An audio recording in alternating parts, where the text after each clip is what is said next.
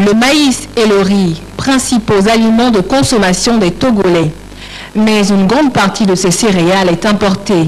Pour la campagne agricole 2009-2010, le gouvernement a décidé d'accompagner les producteurs de ces céréales et tout le monde rural. Subvention des intrants, forum agricole en mars 2009, appui technique aux producteurs. Toutes ces actions ont-elles une répercussion sur la campagne? À mi-parcours, le ministre de l'Agriculture fait le bilan.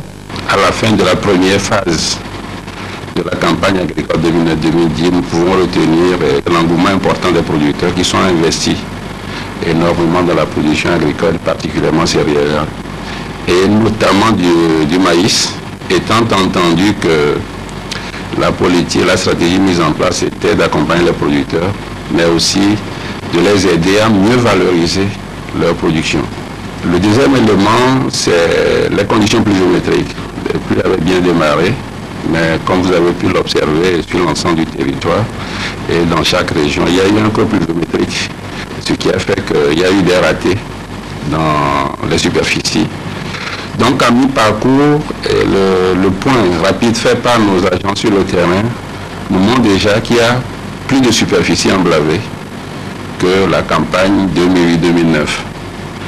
Pour aboutir à ces résultats, le gouvernement a subventionné l'engrais.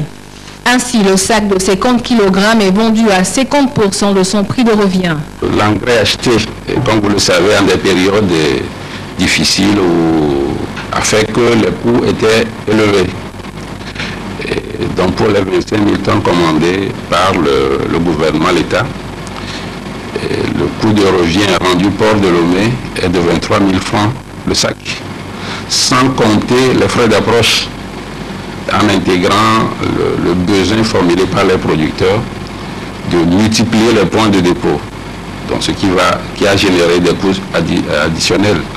Mais si nous partons sur la base de 23 000 francs de sac rendu port de Lomé, et qu'aujourd'hui nous savons que l'engrais est vendu 11 000 francs le sac aux producteurs, le sac de 50 kg, vous voyez un peu le gap.